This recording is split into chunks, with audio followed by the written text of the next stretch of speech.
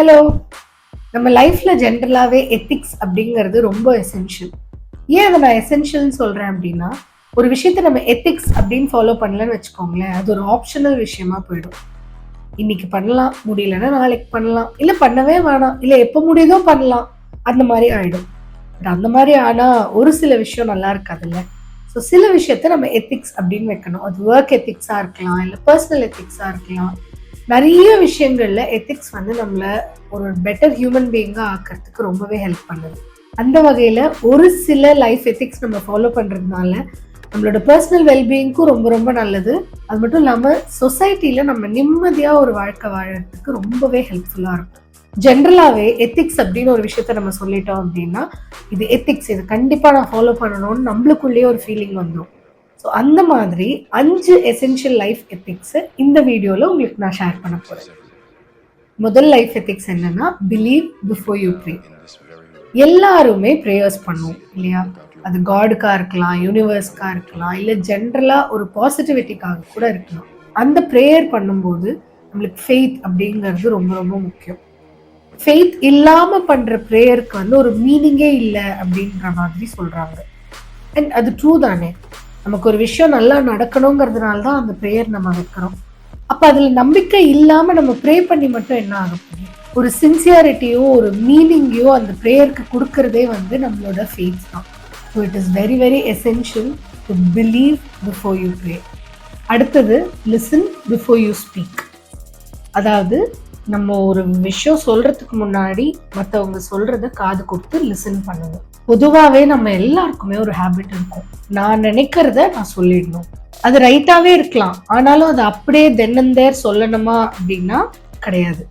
எப்பவுமே நம்ம கிட்ட ஒருத்தவங்க ஒரு விஷயத்த சொல்றாங்க அப்படின்னா அது ஃபுல்லா காது கொடுத்து கேட்கணும்.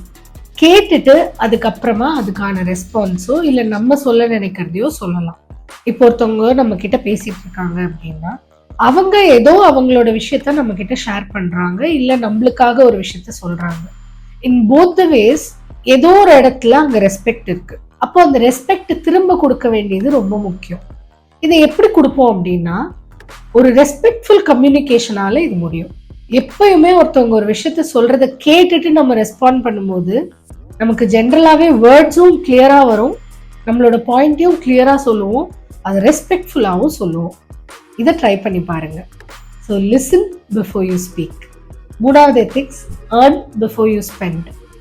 நம்ம எல்லாருமே ஸ்பெண்ட் பண்ணுவோம் இல்லையா? ஏதாவது ஒன்று வாங்கணும். ஆன் அ டெய்லி பேசிஸே நம்மளுக்கு எல்லாருக்குமே செலவுகள் இருக்கு. அது ப்ரொவிஷன்ஸா இருக்கலாம், இல்லை கிராசரிஸ் இருக்கலாம், வெஜிடபிள்ஸ், ஃப்ரூட்ஸ், எது வேணா இருக்கலாம். ஆனா நம்மளுக்கு செலவுன்னு ஒன்று இருக்கு. அத்தியாவசிய செலவை பத்தி இப்ப நம்ம பேசல. ஒரு விஷயம் நம்மளுக்கு வாங்கணும் அப்படின்னா அதுக்காக நம்ம என்ன உழைச்சு என்ன ஏர்ன் பண்ணியிருக்கோங்கிறது ரொம்ப முக்கியம். இது ஏன் எத்திக்ஸ்ல வருது, இது வந்து ஒரு அட்வைஸ் அப்படின்னு நீங்க சொன்னீங்கன்னா ஃபைன். இது ஏன் நான் எத்திக்ஸ்ல சொல்றேன் அப்படின்னா, நம்ம இதை கண்டிப்பா ஃபாலோ பண்ணோம் அப்படின்னா கொஞ்சம் ஃபைனான்சியலி நம்ம ஸ்டேபிளா இருக்கலாம். இது ஒரு டிப்ஸா கூட நீங்க எடுத்துக்கலாம். To be financially stable, you earn something and you buy something. இப்ப நான் இதை வாங்கிட்டேன், ஆனா எனக்கு அதுக்கான ஏர்னிங் இல்லைன்னா இந்த பொருளை வாங்கினதுக்காக கஷ்டப்பட போறது நான் தான். So should I be in that state, அது நான் யோசிச்சு பார்க்கணும். அதனால இது ஒரு எத்திக்ஸா ஃபாலோ பண்ணோம்னா கண்டிப்பாவே நம்ம வந்து பைசா இருந்தா மட்டும்தான் நான் இதை வாங்கணும், பைசா இருந்தா மட்டும்தான் நான் வெளியே போகணும், பைசா இருந்தா மட்டும்தான் நான் ஷாப்பிங் பண்ணணும் அப்படின்ற ஒரு தாட் நம்மளுக்கு வந்ததுன்னா நம்ம ஃபைனான்சியலி கொஞ்சம் ஸ்மார்ட்டா டிசிஷன்ஸ் எடுக்கிறதுக்கு நம்மளால முடியும். So it's all about being smart with your money. இது வந்து உங்களோட ஃபைனான்ஷியல் ஸ்டெபிலிட்டியை என்ஷூர் பண்ணுறதுக்காக ஒரு சின்ன டிப் அப்படின்னு கூட நீங்கள் நினச்சிக்கலாம். அதனால it's always better to earn before you spend. அடுத்த எத்திக்ஸ் என்ன அப்படின்னா, திங்க் பிஃபோர் யூ ரைட். நம்ம என்னென்னலாம் எழுதுறோம் டெய்லி பேசிஸில்? மெயில்ஸ் எழுதுவோம், மெசேஜஸ் எழுதுவோம், ஒரு சிலர் இன்னைக்கும் கூட லெட்டர்ஸ் எழுதுறாங்க. ஸோ அந்த மாதிரி நம்ம எழுதும்போது நம்ம ஏன் யோசிக்கணும் அப்படின்னா, நம்ம எல்லாருமே மெசேஜஸ்லாம் இன்ட்ரடியூஸ் பண்ண காலத்துல நிறைய மெசேஜஸ் அனுப்பியிருப்போம் நம்ம ஃப்ரெண்ட்ஸ்க்கோ ஃபேமிலிக்கோ. பட் அதுல கண்டிப்பா எல்லாருக்கும் ஒரு மிஸ்கம்யூனிகேஷனாவது நடந்திருக்கும். அது ஏன் நடக்குது? ஏன்னா நம்ம திங்க் பண்ணல. ஜென்ரலாவே நமக்கு தாட்ஸை வந்து வேர்ட்ஸ்ல போடும்போது அவ்வளோ ஆப்டான வேர்ட்ஸ் கிடைக்கணும் அப்படின்னா நம்ம கண்டிப்பா யோசிக்கணும். இப்போ டைரக்டா பேசுறோம் அப்படின்னா இட் இஸ் டிஃப்ரெண்ட். ஏன்னா நம்ம டைரக்டா பேசும்போது பாடி லாங்குவேஜ்னு ஒன்று இருக்கு, டோனாலிட்டின்னு ஒன்று இருக்கு, வாய்ஸ்னு ஒன்று இருக்கு. ஸோ இந்த மாதிரி விஷயங்கள்ல கரெக்டான கம்யூனிகேஷன் ஓரளவுக்கு நம்ம அட்டைன் பண்ணிடலாம். ஆனா எழுதும்போது நம்மளோட பாடி லாங்குவேஜ் தெரியாது. நம்ம சிரிச்சுட்டு எழுதுறோமா முறைச்சிட்டு எழுதுறோமான்னு தெரியாது. அந்த மாதிரி இருக்கும்போது it is very important to think. ஒரு விஷயத்த யோசிச்சுட்டு நம்ம தாட்ஸை வந்து வேர்ட்ஸா மாற்றும் போது கிடைக்கிற வேர்ட்ஸ் பார்த்தாலே நம்மளால விசிபிளா அந்த சேஞ்ச் பார்க்க முடியும்.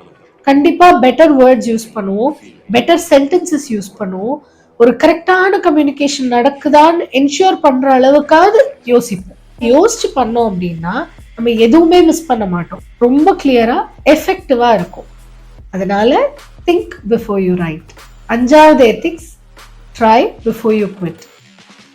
எல்லாருக்குமே ஒரு ஃப்ரஸ்ட்ரேஷன்ல ஒரு பாயிண்ட்ல ஒரு பர்டிகுலர் விஷயத்த குவிட் பண்ணலாம் அப்படின்ற ஒரு தாட் கண்டிப்பா வரும். ஏன்னா we are all human beings.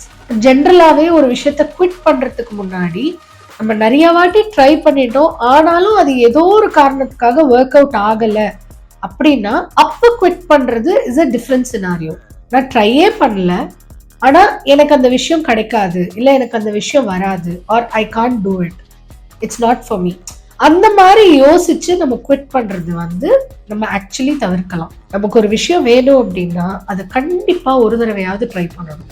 Try பண்றதுனால என்ன நடக்கும்னு பாத்தீங்கன்னா நம்மளே அறியாம ரொம்ப சர்ப்ரைசிங்கா நம்மளால சில விஷயங்கள் அச்சீவ் பண்ண முடியும்.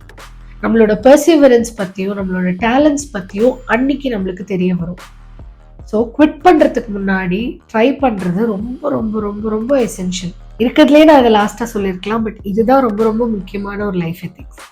இந்த லைஃப் எத்திக்ஸ் எல்லாத்தையுமே நம்ம லைஃப்ல ஃபாலோ பண்ணலாம். அண்ட் இன்னொரு விஷயம், நம்ம வாழ்க்கையோட ஒரு ஒரு மொமெண்ட்லயுமே ஒரு பேஷன் இருக்கணும், ஒரு பர்பஸ் இருக்கணும். அப்பதான் அந்த லைஃப்பை நம்மளால ஃபுல்லஸ்டா என்ஜாய் பண்ண முடியும். இந்த வீடியோ உங்களுக்குலாம் இன்ஃபர்மேட்டிவா இருந்திருக்கும்னு நம்புறேன். இந்த வீடியோ உங்களுக்கு பிடிச்சிருந்ததுன்னா லைக், ஷேர் அண்ட் சப்ஸ்கிரைப் பட்டன்ஸை ப்ரெஸ் பண்ணுங்க. இந்த மாதிரி நிறைய அப்டேட்ஸ்க்கு ஸ்பீக் சக்சஸ் வித் அனுவை ஃபாலோ பண்ணுங்க. பாய்.